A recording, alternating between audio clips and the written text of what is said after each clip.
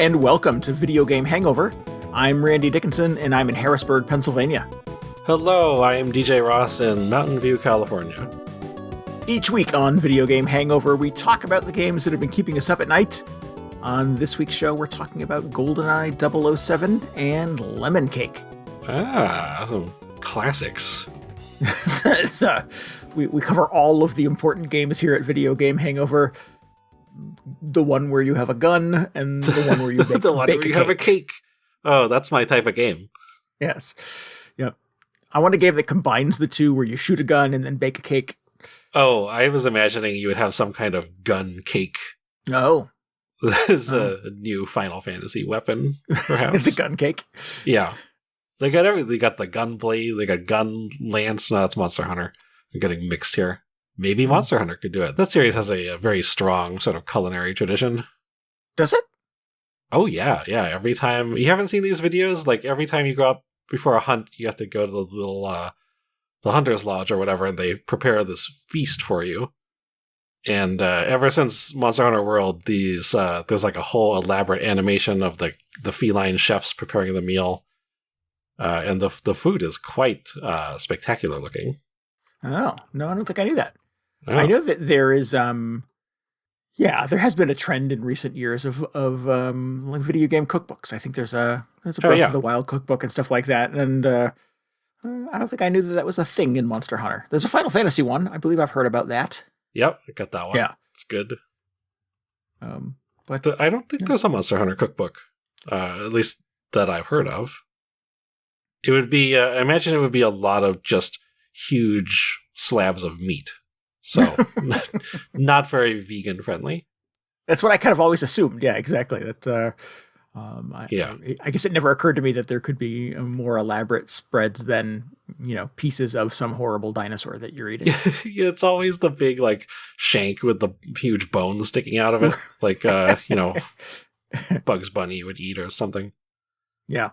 But no, it actually, in Monster Hunter Rise, they got rid of the cafe. This was controversial a little bit, and replaced it with the mochi shop. But then they had a whole mochi cooking animation, which was also great. Oh. It's weird and random, and certainly not part of my understanding of Monster Hunter culture. I had no idea. Yeah, see, all these little details you're missing out on.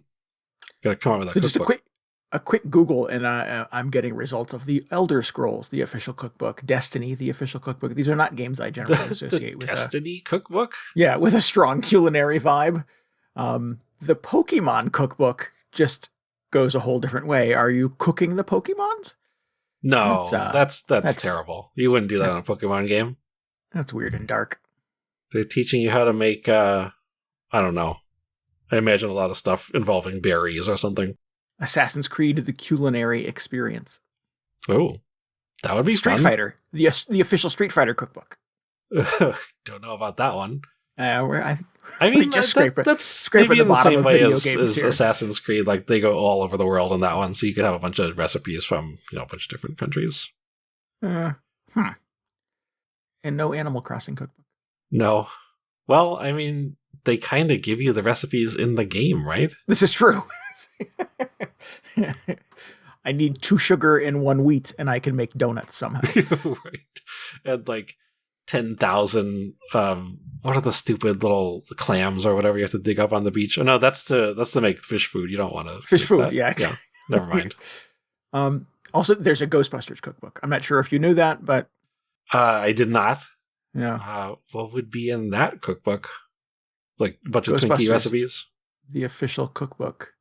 A lot of marshmallow recipes. Oh, of course, yeah.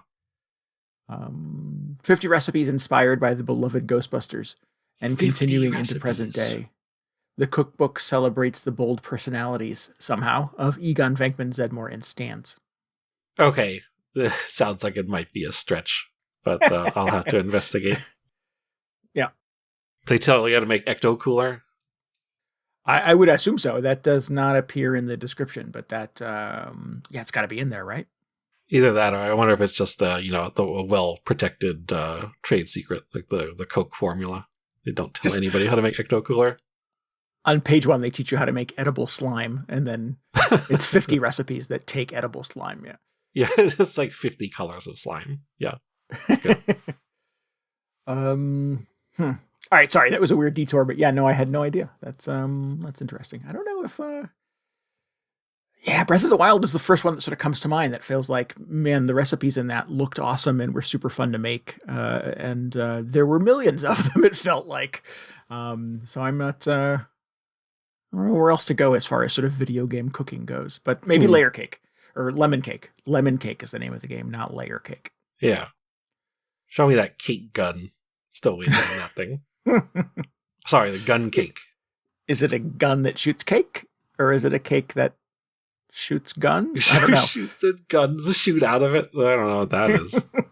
No, the gun cake would be a cake with a trigger on it, and I don't know what happens when you pull the trigger. It's that old, gag of bringing a cake to somebody in jail and there's a file inside. Brought me a gun? The cake? What am I going to do with that? They shoot my way out of jail. Yeah. Yeah. So anyway. Anyway, we have some new music on this week's episode. I noticed. You may have noticed on the way in. I was shooting guns and eating cake and listening to music. It was a pretty good day. I'm here to shoot guns and eat cake. And I don't know. I'm all out of cake? What's going on? We want to give a shout out to Karl Brueggemann for our new intro and outro music this week. Karl is a composer from Minneapolis who specializes in chip music and smooth grooves. So we got a little bit of that from this album. I love this title called A Bit More Chips, which is a selection of retro-inspired chip music from the last decade or so. And then you'll get a little bit of that sort of smooth, jazzy sound on the way out later on. Nice.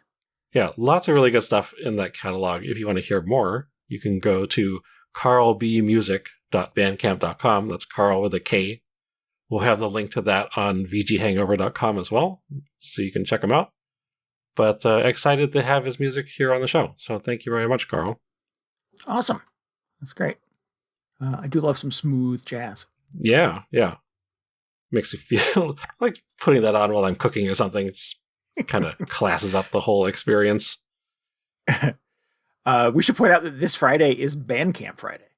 Oh, okay. Well, that's so when this episode comes out, if you're listening to it on release date, that's tomorrow. Yeah. So Friday, February 3rd, Bandcamp Friday is a cool thing that Bandcamp does periodically. And they donate 100% of the money you spend on downloads of music from Bandcamp to the artist who made it, rather than taking a cut for themselves. So if you want to help folks like Karl Brueggemann and other independent music artists, you can buy music on Bandcamp on a Bandcamp Friday. Yeah, that would be great. Just dump that whole discography into your cart and hit checkout. That would be terrific. Yeah. Awesome. Cool. So do you want to do guns first, or you want to do cakes first? Guns. The eternal question. I was wondering if before we got to either of those things, if I could interest you in some Final Fantasy XIV controversy happening this week. Oh, I sure. Sure. All right. Well, this news has somehow escaped me, so please get me caught up. Oh, really? You missed this one on all your Final Fantasy XIV feeds? Yeah. All my Google alerts and my news feeds did not capture this one. Yeah. Yeah. Weird. I wonder why that was. Well, so anyway, a week ago, they released this new piece of content called the Omega Protocol, which is the latest sort of ultimate difficulty raid content in the game. This is a thing for the most elite of players. I think generally like 99% of the players base doesn't actually participate in these ultimate raids because they're so difficult. Oh, wow. But whenever one of these comes out, it's a lot of fun because it's like a lot of the other high difficulty content in the game. People will kind of like form teams to challenge it and try to be the first team in the world to complete it. So that happens every raid tier. But with these ultimates, it's kind of a different experience because they're so difficult. Not just sort of in terms of like how good are you at typical Final Fantasy XIV fights, but they tend to be just like way more complex, and they often involve these sort of like puzzles that you have to figure out. Like sometimes the boss will do this big attack and like you don't even understand how you're supposed to deal with it. Like it just is too much damage or like kills everyone instantly, and people will actually have sort of like other players acting as analysts, so watching all the other players on the team play and just trying to decipher what the boss is doing. So it's an interesting experience. It's fun to watch like streamers attempt to clear it. Like I've been having a lot of fun watching people on Twitch just throw themselves at this boss for the last week or so. Because that's how long it's been taking people to clear the fight. It's been, as of this recording, it's Monday. So it's been out for almost a full week. And people were uncertain whether people would actually be able to clear this thing in under a week, which is about how long the previous Ultimate took. But it turned out, so actually just before recording, just before we sat down to record, a post came out on Twitter showing that one of the teams had cleared this new Ultimate raid. So I was like, oh, okay, so they did it. It took almost an entire week, but somebody managed to triumph over this incredibly difficult raid. And then almost immediately after, somebody posted a video of one of those team members, like in the middle of the raid, just using a bunch of like cheats installed in his game client. Oh. And then immediately the community just like erupted. Like you can imagine. Because it's supposed to be this prestigious thing, like, oh man, they were the one team that had the mettle to just get through this thing and solve all the puzzles and beat the mechanics as quickly as possible. And usually, like, the producer will go on Twitter or social media and congratulate them and, give them a shout out and everything. That's cool. But now, it's like, I don't know what's going on. Yeah. These kind of, like, plugins or add-ons have always been kind of a touchy subject when it comes to Final Fantasy XIV, because there's a whole range of stuff you can sort of do to modify the game. And while all of it is like technically not permitted, it's like not in line with the terms of service. Mm-hmm. These range from things like character mods, like you would see like in Skyrim or something. People will design custom skins or outfits or what have you for their game.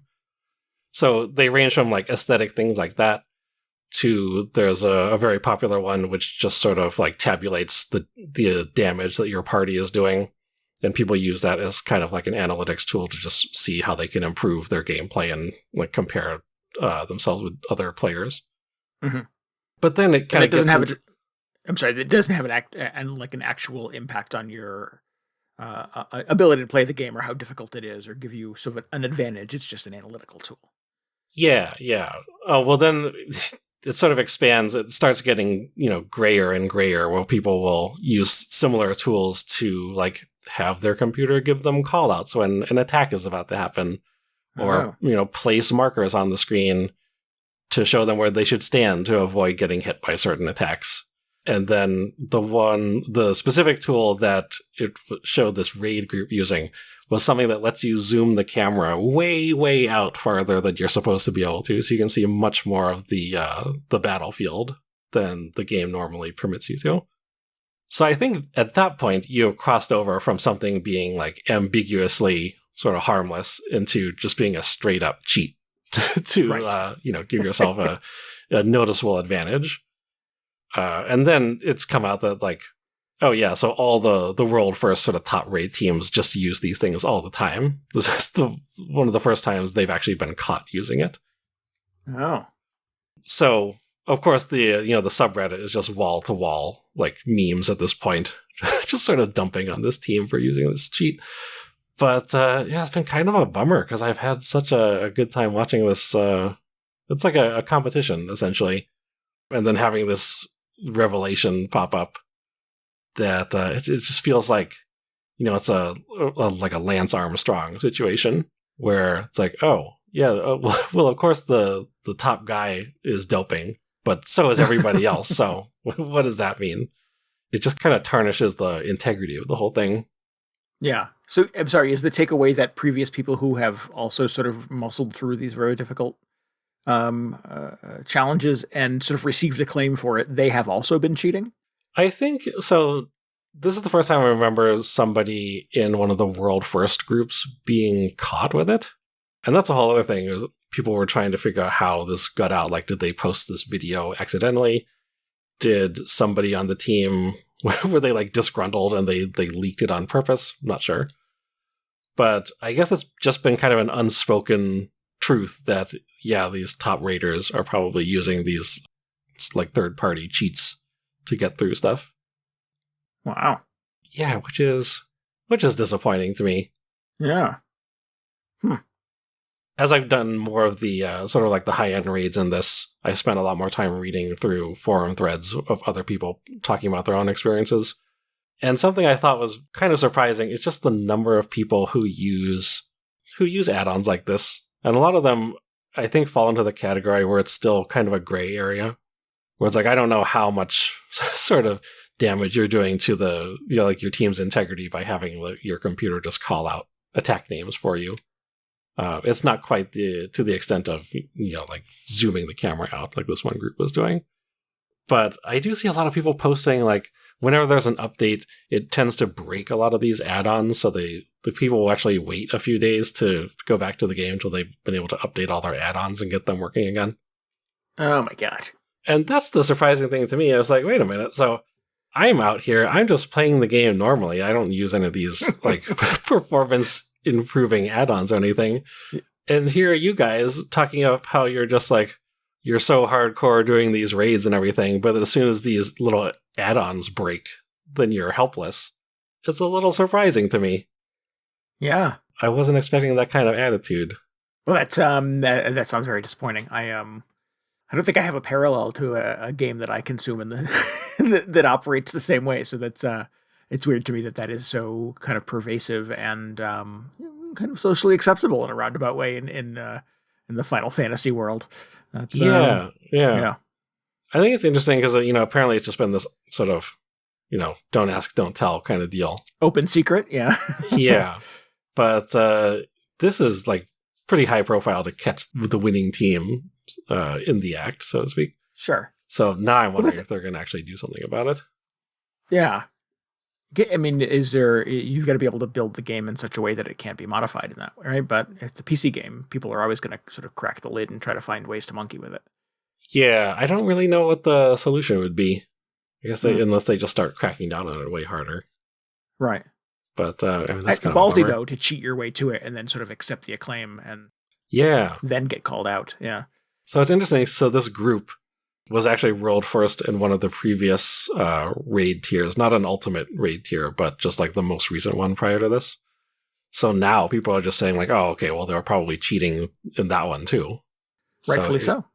It kind of just, it's just a stain on their reputation. Yeah. That seems fair to me. I mean, it completely invalidates anything you've done previously. That's what you get. Yep. But anyway, on the bright side, it means the world race is back on to see who could be the first legitimate team to just post a video. So what are you doing here talking to me? Go. I don't know. I mean, I'm definitely not participating in this. I'll watch this from the sidelines because, man, these ultimate raids are quite involved. A lot of these teams took the entire week off to just like raid full time, and that is a few steps beyond sort of what I'm willing to invest in this game. Wow. But it's been a lot of fun watching it, so kind of interested to see where it will go from here. I wonder what they're discussing right now as we're recording this. Yeah. That's a little crazy. Yeah. Well, it's like, did you hear about who was the Donkey Kong player who got caught cheating? It was, is this the King of one Kong of the two guys. It was one of those guys. Yeah, I can never get their name straight. I mean, I've seen the documentary, but it's been a while. I don't remember the particulars at this point. Yeah, there's the guy who's trapped in the 80s, and there's the other guy who's just sort of like, the cool dad. Yeah. Yeah, so I guess that's the closest situation I can think of. Because otherwise, I would think of, like trying to cheat during something like EVO, like a live tournament on stage. Like, I don't know how you would pull that off because like all the hardware is provided by the event showrunners and everything. Right. Sort of in the interest of making sure that everybody has kind of a level playing field. Yeah. But in this case, since everybody's just at home playing on their own PCs, who knows what they've got running in the background? Maybe this is a thing we don't rely on the honor system for. Yeah. Well, geez, DJ, as promised, that is some controversy. Yeah, so, for now, I'm just enjoying the drama coming out of it. I'm enjoying the memes, just seeing people dump on this team just relentlessly. They are in the find out portion of the equation, yes. Exactly. Good. I miss my, my innocent, naive worldview from 24 hours ago when I was just like, oh yeah, all these people just getting through the game on their own merit and skill. How nice. Do you play these crazy hard challenges, or is this something you generally stay out of? I do like the level below this. So like they call it savage level raids. And I'm not like I don't do a lot of this. In fact, I'm kind of taking a break from it at the moment. But these ultimate raids are designed for like the 1%, the people who the savage raids are not enough for. They just want the ultimate challenge. And no, I just don't think I don't know if I'm that dedicated to actually getting through one of these things, because it takes quite a lot of time and sort of repetition to get through one. Yeah. Unless you have the right mods, of course. Unless you just have a program that does it for you. Oh, right. Man. Good times. People are terrible. Good times, yeah. Man, just what a disappointment. Is nothing sacred anymore? I know. I expect better from the Final Fantasy community, but who knows? Anyway, that's my my check-in with Final Fantasy this week. Wow. That's yeah. The center does not hold. Everything I thought was true is no longer. There is no God. Well, I mean, it's not like every single player is using stuff like this. It's just the incredibly high-profile ones. So I don't know what the implication is. Yeah, I guess I don't have a sense of just how like pervasive cheats and exploits and things like that are in gaming. Like I watch, Awesome Games Done Quick and stuff like that, and they're using kind of glitches and breaking the game in a way to sort of speed run them and raise money for good causes. So it's all with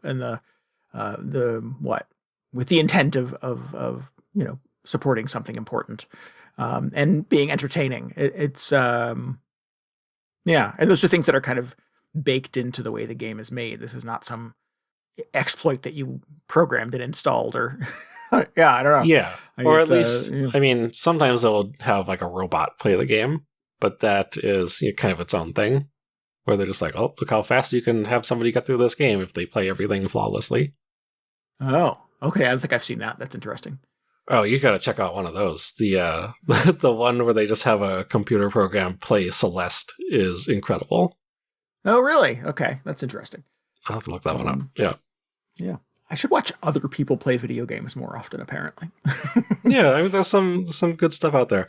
I don't watch Final Fantasy that often, actually, for whatever reason, but just something about these world races, whether it's Ultimate or Savage or what have you, it's just is very compelling just to see people kind of struggle with it.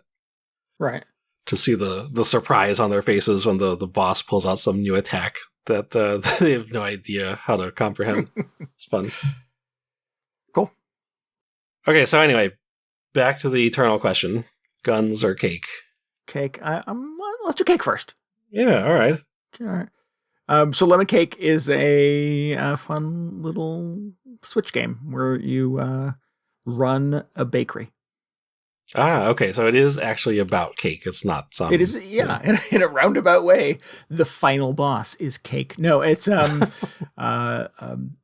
you assume control of in the early minutes of this game a bakery that is in a state of disrepair. It's haunted by a spooky ghost who shares recipes with you and cheers you on essentially as you revitalize their old bakery. It gets weirder from there.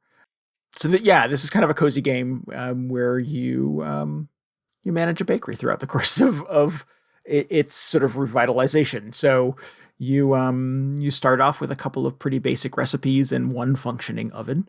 And you can make things like a loaf of bread or a soft pretzel.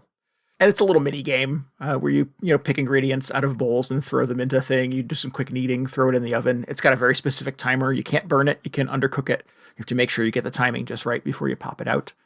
And you mean you're not allowed to burn it or undercook it? Yeah, you are discouraged strongly from burning it or undercooking it. Oh, okay. I thought you were saying like the game wouldn't allow you to, which I thought, that is very wholesome. Well, I think that's an interesting sort of duality in that it has the appearance of this thing that should be kind of cute and cozy and kind of leisurely. But it has a pretty aggressive timer-based system to it, where you get a few hours into the game, and your cafe has expanded, and you've got display cases in the window, and you've got 2 tables with that have 4 chairs. And so you can serve any number of customers at a time. And then at some point, the little timer goes, lunch rush. And like 100 people come in to buy pretzels and bread and cake from you. And you're running around like a crazy person with 3 ovens going and trying to keep up with the demand. You get some prep time at the beginning of the day to fill your display cases, to sweep up because you've got to keep your cafe clean. You eventually get like a greenhouse attached to your bakery where you can grow fruits and vegetables. I don't support this, but you can adopt and raise a cow to get milk from it. You can get chickens, which you can get eggs from. There's no vegan mode in this. So you have to do those things. And you're trying to maintain all of these things because the plants will wither. The floor will get covered in flour and you'll slip and fall. If tables aren't cleared after people finish eating, new customers won't sit down at the table and order from you. And at the end of the day, you get a tally. How many customers did you serve? How many loaves of bread did you burn? How many customers walked away discouraged because there was nothing in the display case in the window? And meanwhile, you're pulling your hair out trying to do all of these things and just wishing maybe I could hire an employee. Well, it sounds very stressful suddenly. It is. It ramps up pretty quickly. It is kind of cute, kind of fun. I mean, it maintains its air of cuteness throughout. It has everything is a very soft, kind of cozy color palette. Everything has looks like a little bit of a line drawing and has kind of squiggly lines around it. Yeah, the bakery is adorable, and you can change your little costume and put on a little chef's hat and an apron and make a cute little character that looks like you. But then the timer starts. As soon as you walk up to the front doors and open for the day, it's just insanity from that point forward. It is a level of aggression from a air quotes here cozy game that I've not seen before. Well, you don't get there an hour early to do all the prep? Or people just immediately come in? You can. You get all the time you want from the point where you wake up in the beginning of the game to you walking up to the front doors and flipping the switch essentially and being open for the day to prepare. But there's only so many places there's only so many places that you can put baked goods. So you get upgrades eventually where you can put more display cases in, where you can automate some of the process, where you get a service window. You can expand your counter space in the back of house so that you can prepare a few extra additional sort of baked goods and things like that to have kind of at the ready so that you're not always sort of cooking to immediate demand. You're not sort of making things to order. So once all of those spaces are filled and the shop is clean and ready and you've watered all your plants and pet the cow and stuff like that, you flip the switch and a day goes by in 5 or 6 minutes, but it is 5 or 6 minutes of just sheer anarchy. And that's beyond the lunch rush? Beyond the lunch rush, yeah. So it is sort of a nice slow sort of roll out to the end of the day once lunch is over, because you close the shop around 4 p.m. So once lunch is over, it's okay, take a deep breath, fill the windows again, get a couple of late stragglers in the day. But I would say the first 3 minutes of your 6-minute day in the game feel a little crazy. And it was not something I was prepared for with this game because it looks just so cute and cozy, and I just want to hug, all of the characters in it and the cute little ghost that shares recipes with me and stuff like that. But it goes pretty aggressively. At the end of the day, you get a breakdown of how much money you made and et cetera, and what the reviews are and how many customers you served and how many loaves of bread you baked and stuff like that. And then you take that money and you can, do further upgrades and expand your kitchen and repair the greenhouse and on and on and on. So there is a pretty deliberate and very structured sort of series of unlocks and sort of progressions that happen that ostensibly make your life and make the job of running a bakery a little bit easier. But it really just sort of makes things a little more chaotic and a little more crazy. And man, that day just flies by. It's a little crazy. Do you, how involved is sort of the baking and like pastry creation process? Not terribly. And I feel like Not that is a terribly. little disappointing, unfortunately, in that I have, like, when I first sort of read about Lemon Cake, I'm like, oh, it's like Cooking Mama, except you're like, it also has a restaurant sim in it. And in Cooking Mama, it's been a while since I've played a Cooking Mama game, but those, like, the process of making the recipes in that were always very detailed. Like, you had to have all the right ingredients and use the right amounts. And, like on the DS or the 3DS, you had to sort of like stir the dough X number of times to get a perfect rise. And like, there's none of that in Lemon Cake. It really is you just sort of like grabbing, I was joking before, but grabbing like 2 sugars and 1 flour and throwing it in the bowl, and it becomes a dough ball. And you throw the dough ball in an oven, close the door on the oven, and 12 seconds later, the doors pop open again, and a loaf of bread is ready. Okay. So it's just, it's one of those potion mixing games. Essentially, yeah. It's really cool because you get, you continue to unlock new recipes and add new things to your menu. As you grow new things in the greenhouse, that gives you a greater ability to, add things to your menu every day that include like chocolate or include strawberries if you grow them, or you can make blueberry. What was one of the things you can make? Blueberry waffles. I think if you grow blueberries, Sounds good. You can grow a coca tree. And you get chocolate from that, and you can suddenly make chocolate versions of all kinds of things. You get additional modifiers and points for having good variety on your menu. If you have just 3 different kinds of loaves of bread, well, that's kind of boring for a bakery. But if you have a loaf of bread and you have a sweet, and you can make homemade candy too. So once you get chocolate and sugar, you can make different types of candy. The cool thing about those is they don't have to go in the oven, so they're super quick to make. And you can get them out into the sales floor really, really fast. So while you've got 3 ovens going with 3 different sort of dough balls turning into some type of bread, you can quickly, pump out a couple pieces of candy and put them in the display case. You quickly learn where to sort of like stack your menu and to sort of plan your baking in such a way that you're kind of min-maxing this thing and really using your time smartly. So it's cool. It's cool to see the menu grow. It's a little underwhelming that the process of assembling and baking these cool little baked goods is not more detailed.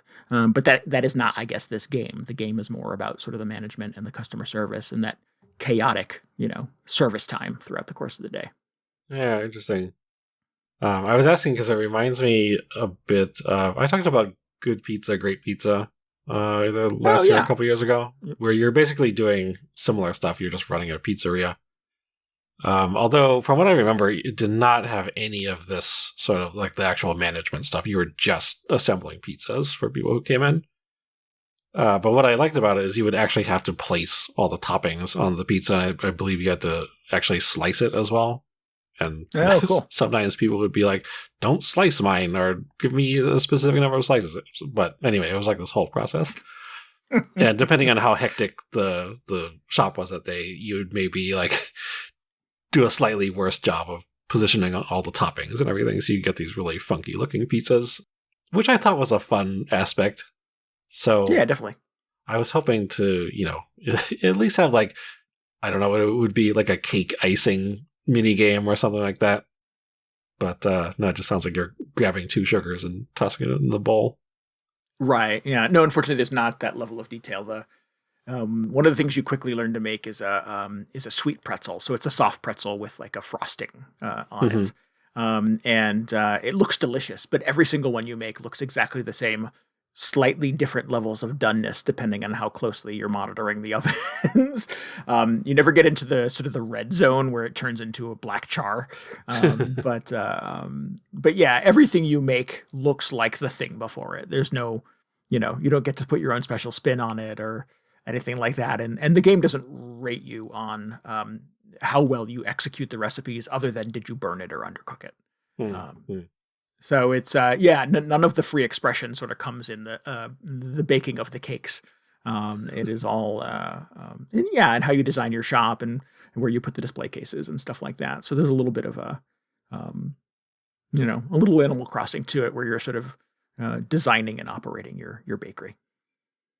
Well, isn't that typical?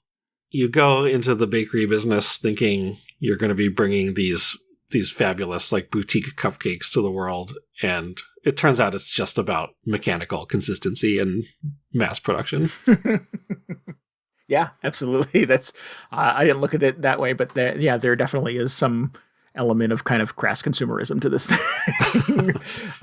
Yeah, I can only imagine a world where there's like a lemon cake too, and it's a multiplayer affair, and your best friend operates the bakery across the street and you're just trying to put them out of business. Well, yeah, I was going to say that nobody opens up a cupcake shop next to you where it's like, the $6 cupcakes. Like, oh my God, why is everybody buying these things? Oh, look how nice they are though. And so they open a Starbucks next door and you're like, oh no. That's it. So it's fun. It goes a little harder than I thought it would for something as sort of kind of cute and unassuming. Seriously, in the first couple of minutes, you're like, oh, it's a cute little ghost like haunting this old bakery, and she's got an apron on, and she's going to share recipes with you if you could just reopen her old bakery. I'm like, oh, this is kind of heartwarming and just sort of light and breezy, and I can't wait to make some cakes. And then you open for service on the first day, and you're like, what just happened? How the hell it's nuts. It just flies by. I do wish, and I'm not alone in this. I went to the Steam reviews because it's on PC as well. It actually came out on PC before it came out on Switch. And the comment section on that is essentially, please turn off the timer. Please give us the option to turn off the timer. Because I just want to kind of like leisurely make my way through operating a bakery throughout the course of the day. And I don't want to have this constant like time attack mode to running my cute little cozy bakery. The developer has said on Steam that she likes the idea, but nothing has been forthcoming. I'm not aware of. No, but no, I'm not going to do that. She didn't outright say no, but she said it's a fun idea, I think was the quote. And that was 9 months ago or something, so I don't think it's going to happen anytime soon. I'm not sure how aggressively they're supporting Lemon Cake at this point. So it is unfortunate that it will not be that game. It's not that game. It sounds like that would be a completely different style of game. Yeah. Or at least sort of give you the option to sort of like reel back the insanity instead of like a 6-minute day, maybe a 12-minute day or a 15-minute. Like, let me sort of manipulate the clock in a way that sort of feels like how I would want to consume a game like this. Instead, it's just crushing mode or none. I didn't expect crushing mode to make a comeback in the bakery game. or savage mode or whatever you call it. Savage level bakery. Yeah. Savage lemon cake. Jeez.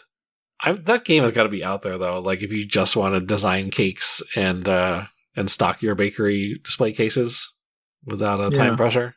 Right? I feel like, this is just my perception having watched all of the like wholesome directs over the last few years, but there's got to be just tons and tons of bakery sims out there. Yeah, it does sort of feel like a lot of the way that cooking and baking makes its way into video games is meant to be frantic or meant to be sort of crazy. I think of the cooking mini games in Breath of the Wild, maybe, or Overcooked, the series of Overcooked games where it's you and 3 friends just basically going through kitchen nightmares, essentially trying to sort of assemble things that look edible. And that's the fun of the game. It's chopped, right, with you and 4 friends just going nuts. I would just like maybe something that feels a little more leisurely, a little more, a little more easy to consume instead of it always having to be a crazy time attack. Mm-hmm. Yeah, I don't think anybody goes into Overcooked expecting that sort of leisurely experience. But yeah, it sounds like people don't come into this game. People don't pick up Lemon Cake expecting Overcooked. I like it. I played quite a few hours into it thus far. I've got a ton of unlocks. You get some cool ways to build your menu throughout the course of the day, like I said, with different modifiers that increase the amount of tipping you get throughout the course of the day. So there is some amount of, again, crass consumerism that sneaks its way into this thing. Mm-hmm. If you have a good variety of things on your menu, if you have a gluten-free offering, if you have a vegan offering, if you don't have too much redundancy in the things that are on your menu for a specific day. You lose points, you lose tips if it's the same things you're cooking every single day. So you've got to mix it up and have variety. So it's cool. It gets you to sort of think about the way that you build your menu every single day, which I imagine is a very real part of running a bakery or running a restaurant, right? I don't know. I feel like whenever I go back to some place, I tend to want the same thing. You want that consistency, right? I mean, it depends. Sometimes I want to mix it up, but I appreciate when that thing I had last time is still on there in case, sometimes I just feel like that same thing again. Yeah, that's a good point. You want like a core menu with like rotating specials, maybe. Sure. Lemon Cake, also not that game. You get points for mixing it up every day. So it's always me sort of planning the menu for a day going, no, I can't do that. I made a French loaf yesterday. I made a sweet pretzel yesterday. I made strawberry cupcakes yesterday. We have to do something different today. So yeah, unfortunately, if you're coming in looking for that Lemon Cake every single day, try again tomorrow, maybe.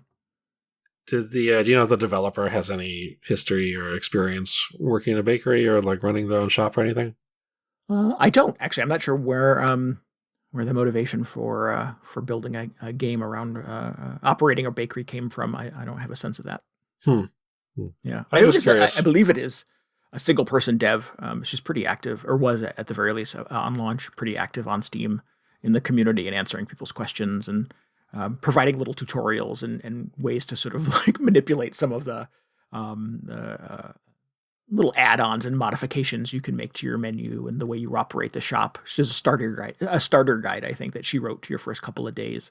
That's in the Steam community. That's really fun and a good read if you're feeling a little crazed after your first couple of days of trying to operate a bakery. I think she has a sense of that. Maybe the game comes on pretty strong. And people definitely want to kind of consume it their own way. And she's kind of written some stuff on Steam that indicates ways to do that. But no, I don't know what her background is. I'm not sure if she's a baker by trade and somehow ended up in video game development or what. Okay. I think, so not to just keep bringing this up, I believe that at least some of the people behind Good Pizza, Great Pizza had real world pizza experience. So I thought that was cool. Interesting. I was like, finally a pizza game with some authenticity. I feel like I'm getting the real pizzeria experience, or at least, some weird glimpse into it. But I was just curious. It was like, if you think you know what it's like running a bakery, I'll show you how it's like. The lunch crowd runs in. Yeah. So yeah, maybe this is sort of like, what's that show on Hulu, The Bear, where it's just sort of like, you think it's kind of glamorous and cool to work in a kitchen? No, absolutely not. The restaurant industry is hellacious. Maybe that's what this is trying to address. Although it's a very weird and oddly cute package to sort of address it in. The developer's name is Cozy Bee, the Cozy Bee Games Factory. I'm like, okay. It just turns out all their games are just like relentless and incredibly stressful. Yeah. It's a little nutty. This, the new game that Cozy Bee is making, I'm just doing a quick Google, has you running a horse ranch. Saddle up and build your own horse ranch. Sounds relaxing. Yeah, I'm sure it's not. You're just spending time on the ranch. It's nice. Ugh. And now you've got to put down a horse. No! Oh, no. Yeah, it's a light gun game. Right? Oh, no! Oh, it's just awful. Just exposing the dark side of everything. So I've had a fun time with Lemon Cake in the interest of sort of wrapping this up. It's cute and a little unassuming, and I was kind of surprised by how hectic it got, but I do find myself kind of sucked into all of the little gameplay hooks and the upgrades, and wanting to sort of kit out and expand my bakery and expand my menu, and how much money can I possibly make in a day, and how many things can I cook simultaneously. I feel like every day is sort of a new high score, whereas, Monday I made 10 cakes and served 10 customers. And then on Tuesday I did 12. And then on Wednesday I did 15. And I'm like, oh, that's a pretty good jump. So you're always trying to sort of best your previous day's record and stuff like that. So it has the right kind of video gamey hooks in it to get a gamer like me to kind of futz with some of these systems and look for ways to kind of, build and expand and exploit a little bit. If you have the patience for that, Lemon Cake's a good game for it. If you don't, there's not really a way to modify it and sort of slow down the way that you consume it, unfortunately. So either you go hard or you don't go at all in Lemon Cake, and that is surprising to me. But that's like not what I would expect out of a game called Lemon Cake. Right, exactly. But that said, I do like it. I do find myself continuing to go back to it over the last couple of weeks. Yeah, nice. What's your go-to sort of specialty item? The thing you're always excited to put in the case? Well, there's two things that I think are almost always sort of make their way onto my menu more days than not. And there is one, it's just sort of a basic kind of French loaf. And it's super quick. It bakes fast. It has 2 limited ingredients, so it doesn't use up your resources very fast. Mm-hmm. And you can kind of pump them out. You can get all 3 ovens going pretty quickly. You can fill your display cases pretty fast. You sell a bunch of them throughout the course of the day. It's a pretty good yield. And it's a good way to spend your time. There's also a candy item you can make that's like a sweet twist kind of thing. And it looks like a Twizzlers almost. It sort of looks like licorice rope. Okay. And it is also super quick and doesn't require baking. So again, I can get 3 ovens going with loaves of bread in them, and I can quickly put out 2 or 3 pieces of candy, and quickly fill my display cases after a lunch rush with bread and candy. Interesting. Yeah. And meanwhile, I have people coming in and they're sitting at your table and they're ordering cinnamon rolls and strawberry cupcakes and things that are a little more elaborate. And maybe you've got a couple sitting on a shelf in the back prepared. Maybe you've got to get the French loaf out of the oven and get ingredients in a bowl and quickly get the oven going. There's things that take a lot longer to cook. So you've got to plan your timing and when you start stuff and end stuff. And patience, I keep saying patience, I'm sorry. Customers will give up at some point. You just get frustrated that you haven't served them and storm off. So you're trying to avoid that from happening as well, lest they leave you a horrible Google review. That's not part of the game. That's just me extrapolating how that would go. So yeah, it's again, I like good systems in video games, the things where I feel like I can sort of like shave seconds off and kind of exploit the way that you kind of play it within the confines of how the game works, obviously. And this feels like it has enough kind of interesting variables for me to kind of play with over the course of each day. Maybe you would be interested in trying out one of these ultimate raids, just see how much you can, how much extra performance you can squeeze out. Yeah. It might be a slightly harder learning curve than making a French loaf and a sweet pretzel. So this game is called Lemon Cake. It is currently available on the Switch, and it is also on Steam. I'm having a good time with it. Nice. Despite my complaining for the last 10 minutes. But right. So we take a hard pivot into the world of gun. That brings us to the gun portion of the show.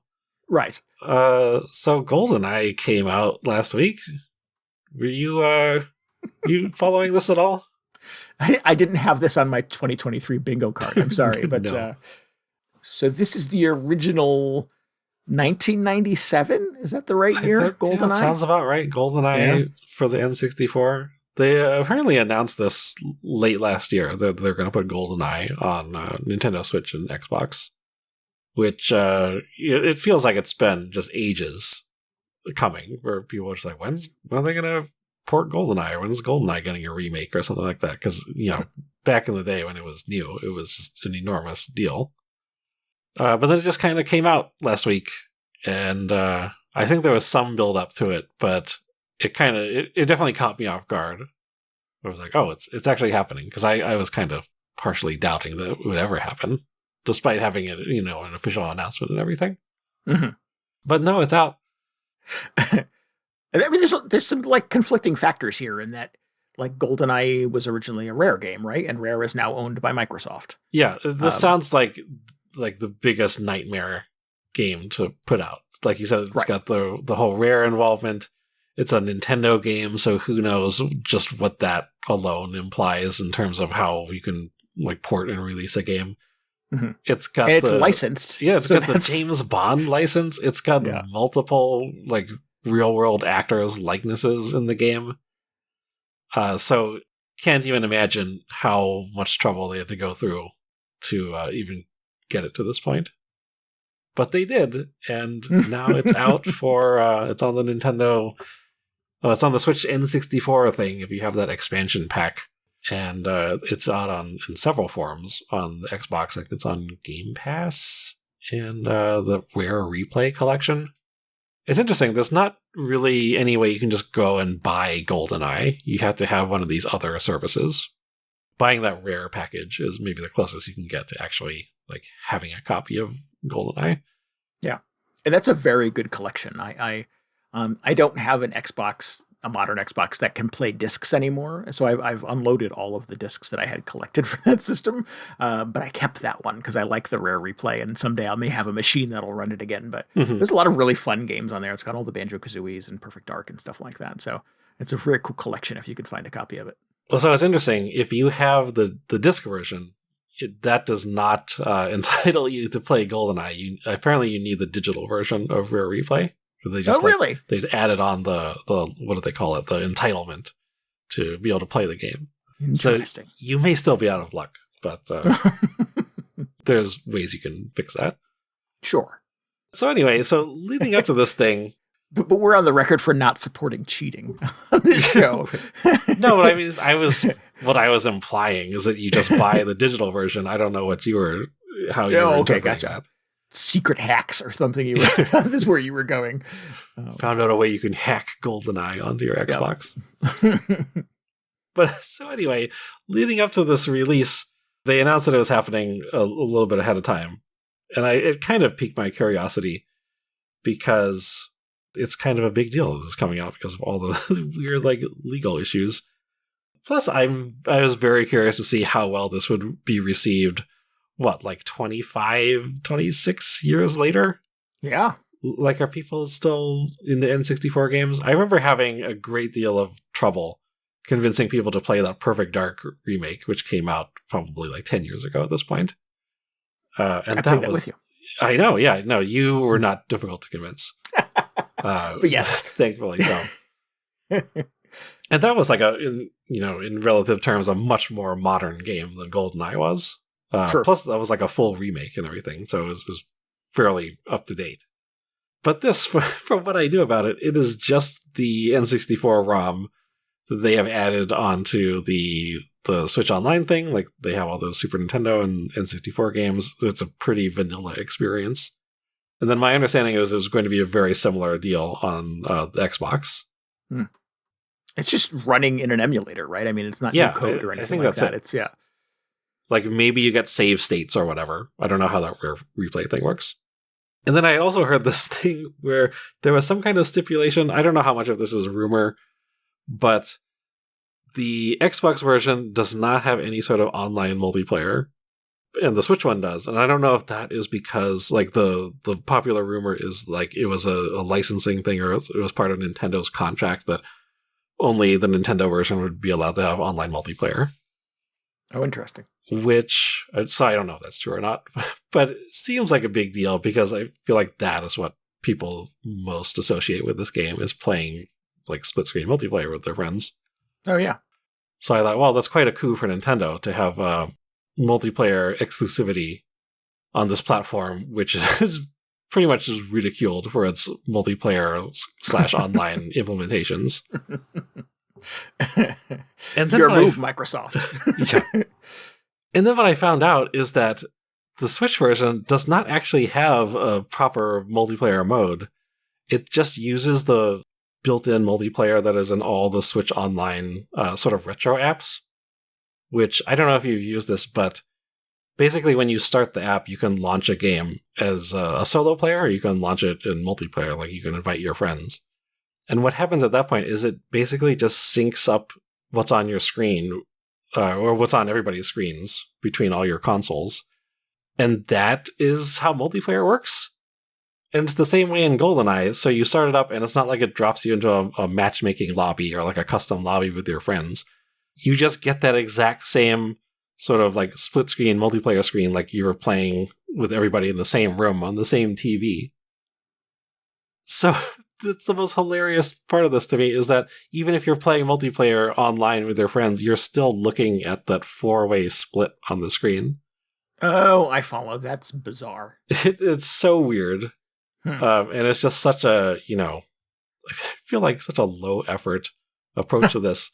I mean, it takes the shame out of screen peeking, though. You can see where your friends are and where they're setting up proximity mines and know exactly what areas to avoid, because which corner somebody's camping out in. Sure, nobody's going to call you out for looking at their screen. Or their corner of the screen. Weird. Excuse me. Yeah. So it's so weird, and I thought, like, okay, with both these things in mind, the fact that the Xbox One isn't online and the Nintendo one barely is. Right. I feel like there are going to be a lot of people who are just really disappointed. And that does seem to be the reception, though, right? I don't know that I've heard or read anything, and I've only sort of like casually consumed information about this since its release. Nobody seems thrilled. Everybody's just sort of like, no, sure, it is GoldenEye, if in a sense, right? Yeah. It's a lot of sort of lukewarm reactions to this. Yeah. Headline on Kotaku 3 days ago: GoldenEye is finally on Switch and Xbox, but it needs some work. Yeah, being very generous. So I was like, I don't know if I need more GoldenEye at this point. But it got into my head that, it actually would be kind of fun to maybe replay the campaign a little bit. I don't know if I'm going to deal with the whole multiplayer situation. And I think just the novelty of having a handheld GoldenEye was kind of interesting to me. So I thought, okay, fine. I've been curious about the N64 or whatever, the Switch Online expansion for a while. Maybe I'll play some Pilot Wings after I get bored of GoldenEye or whatever. So I picked it up fully expecting to just play through, the first couple of levels in the campaign, and then, my curiosity would be satisfied. And then what I wasn't expecting is that, I don't know how well you remember how the GoldenEye control scheme worked on the N64, but the way they have it set up to work with the sort of modern Switch controller layout is like completely nonsensical. Like, I wasn't expecting to just jump in and be able to have sort of dual stick, modern first-person shooter controls, but it is such a far cry from that happening. It's more or less unplayable with the default control loadout. Well, I mean, the Nintendo 64 controller is a pretty specific thing, unless you have one of the Switch-compatible Nintendo 64's controllers.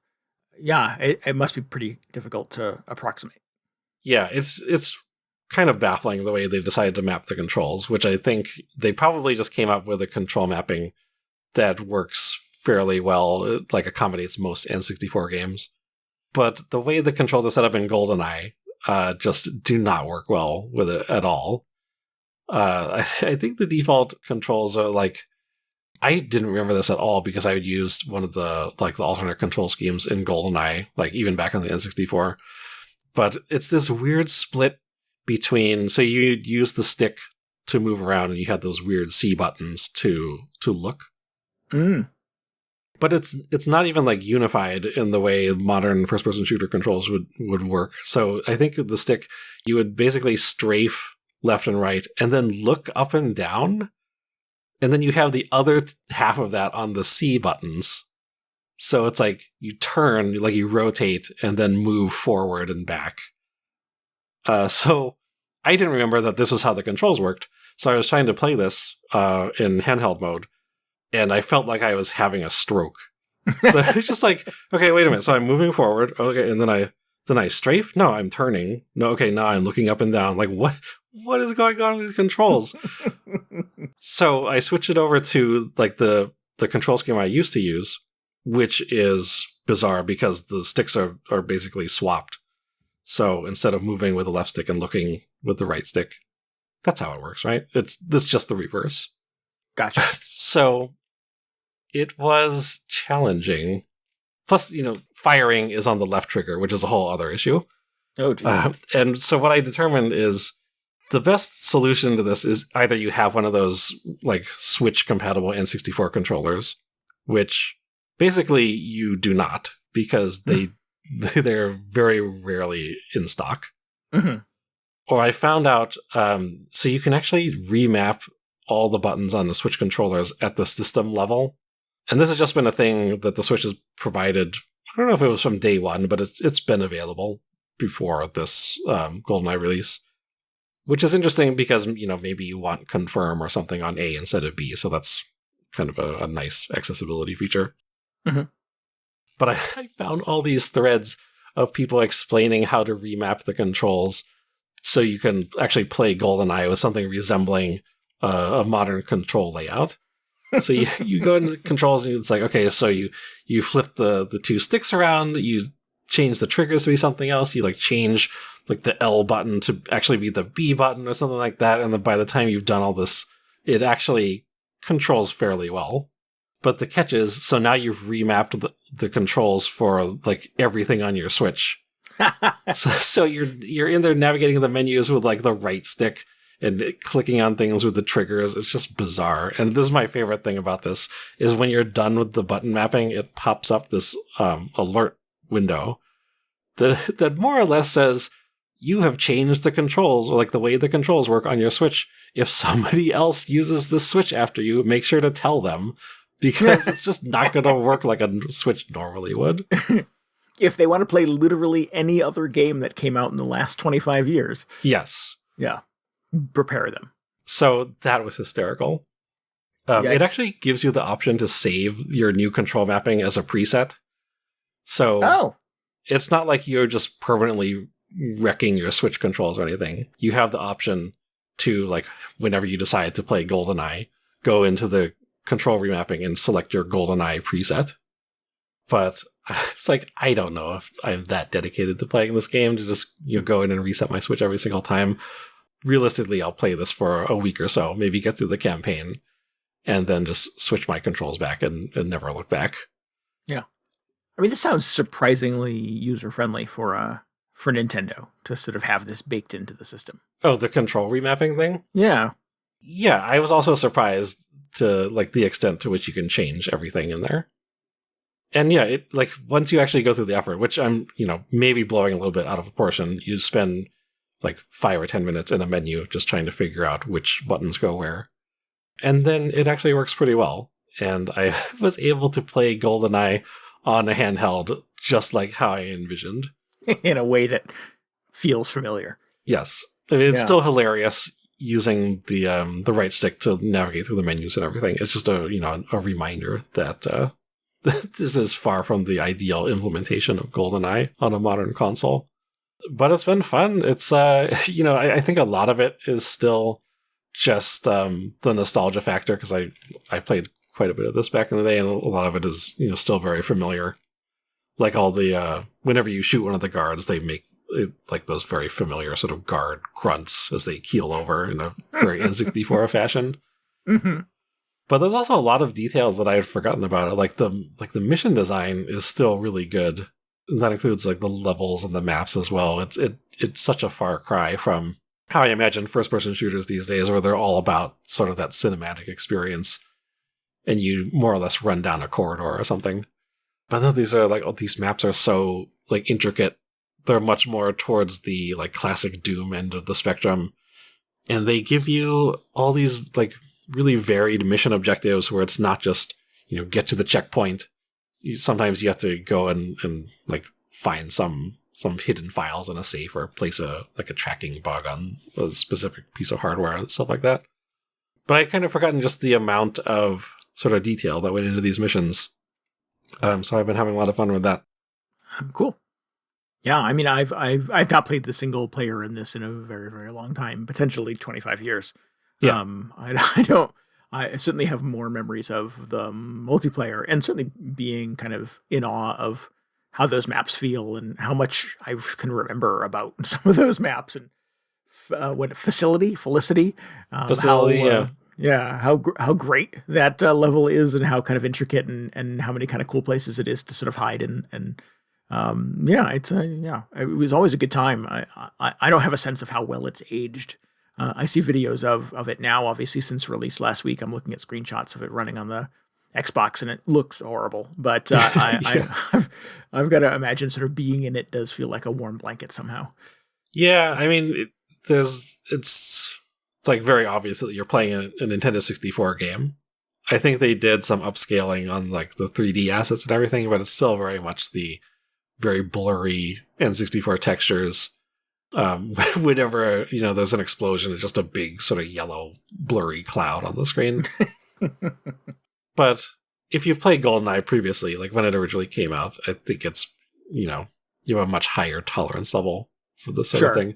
I can't imagine. I'd be very curious to hear what new players going into it fresh, like what their impressions are trying to play this thing. Because there's still quite a lot about it that is very antiquated at this point. Like you can't even jump. I don't even think you can like run off a ledge, if I remember correctly. You're just kind of stuck there on this invisible wall. I do remember the thing about not being able to kind of look down, because that was always the objection to using Oddjob, is that he's shorter than everybody else, and you basically get an unfair advantage because nobody else can like point their gun down at you without some serious work. So there was always, in my dorm, there was always that one guy. Nobody could be Oddjob. Yeah. It's kind of fascinating, actually, and maybe this is what gets me to stick with it longer than just playing through 5 or 6 levels of the campaign, but it's like more or less the first like first-person shooter on a console, and I'm sure there are other attempts, or there are other games in first person, but it's the first really big one that had this type of control scheme, or at least from what I remember. Right. So it's fascinating seeing what they thought was like. I mean, this is probably one of the first implementations of this type of control scheme. Right. When you're making it up for the first time, how do you map a controller, right? Yeah. So it's interesting going into the menu. Like one thing I noticed about it is that the aiming is incredibly sensitive, and as far as I can remember, there's no way to adjust that in the menus, because I just feel like it probably didn't even occur to them that somebody would want to change it. Like this is how they designed it, so that's how everybody should play the game, right? So just stuff like that. There's like very generous auto aim. There are all these other sort of weird sort of accommodations that it seems like they've made to allow people to play a game like this. So I'm definitely appreciating coming back to it with that sort of angle in mind. It's kind of like a relic from the very, very early days of console first-person shooters. Right. It does kind of make me wish that I had that Perfect Dark remaster on a console that I own currently, though, because from what I remember, that was surprisingly playable. It was like much more palatable than playing just the straight up N64 port. Yeah, I could see that, absolutely. I had hoped that when GoldenEye was teased, that maybe some version of Perfect Dark would be next. Mm-hmm. And I know that Microsoft, I think, is working on a brand new Perfect Dark game to be released at some point in the near future. Yeah. And maybe that would give them an occasion to put back the original Perfect Dark in that polished up version from a few years ago. Mm-hmm. If not something better.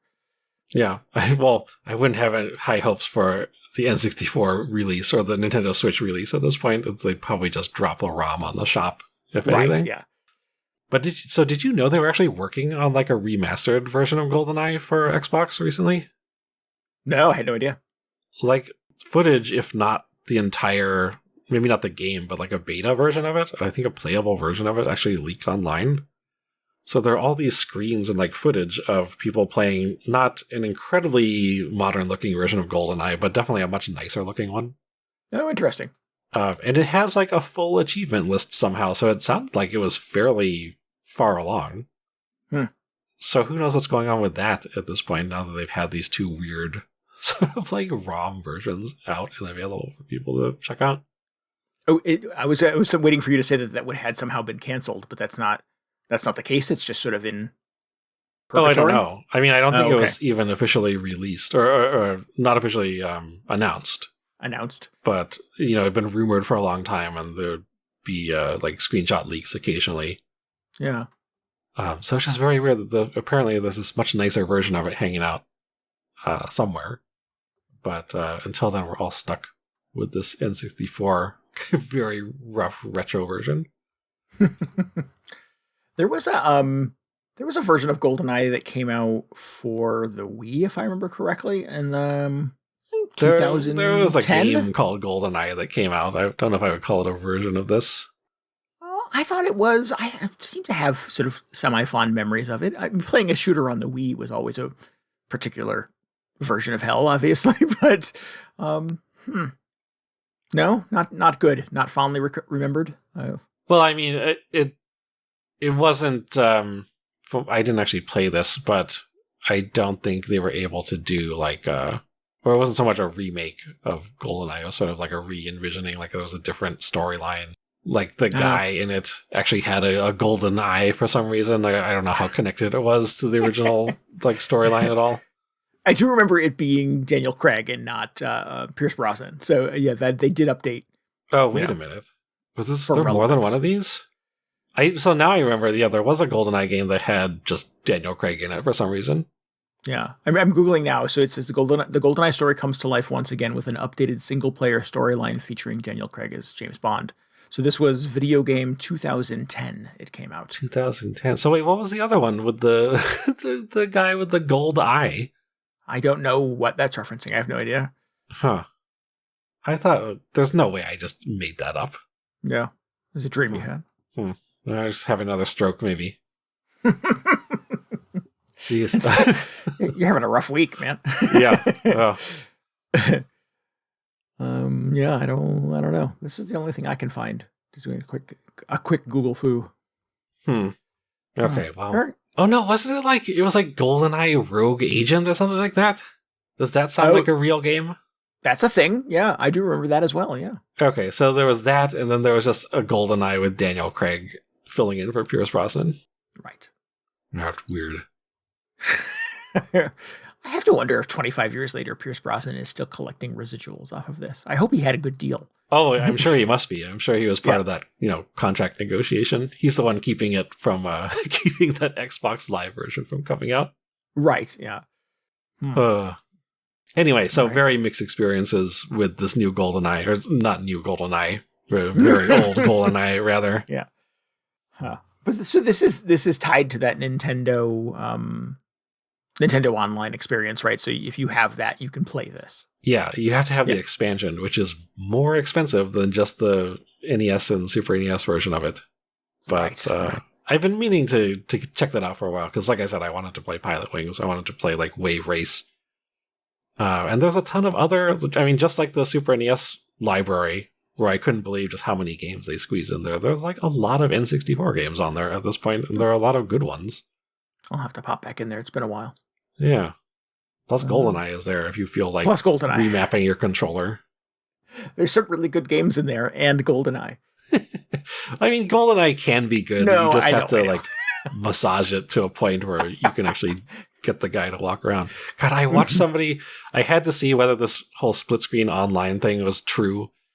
So I was trying to find somebody streaming it, and lo and behold, you do just still play split screen online. But the streamer I saw, their video was hysterical because he had remapped his controller, but it didn't look like anybody else had.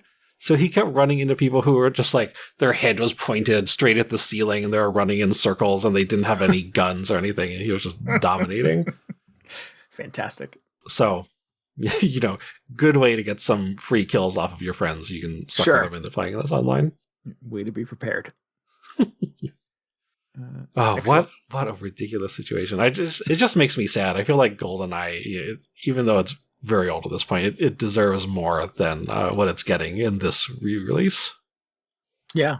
Well, like you said, imagine sort of being a Gen Z gamer and having heard about GoldenEye and how legendary and important it was to the history of video gaming, and now you have access to it, and this is it. This is the thing everybody was. Yeah. Very confusing. Very confusing. Interesting. All right. Well, we should wrap this thing up, I guess. If you need any more video game hangover in your brain, please follow us on Twitter at twitter.com/VGHangover. And you can always get show notes and links and tell us what you thought about this episode at VGHangover.com. We would love for you to join us on Discord. You can hang out with us and chat about video games and other fun pop culture things. You can get a link to that at VGHangover.com. We would encourage you as well to subscribe, rate, and review us on your podcasting app of choice. And maybe help us out by telling your friends about the show. Yeah, it really helps us get the word out. We appreciate it. Helps us bring in those new listeners. Yeah. We want to give thanks again to Karl Brueggemann for our new intro and outro music this week. If you want to hear more of his work, and you should because it's terrific, you can go to karlbmusic.bandcamp.com. Go there this Friday because it'll be Bandcamp Friday, and just add that entire discography to your cart and hit checkout, and you'll have a great weekend. We'll be back next week. Until then, this is Randy Dickinson. This is DJ Ross. Thanks for listening to Video Game Hangover. Goodbye. Good night. See ya.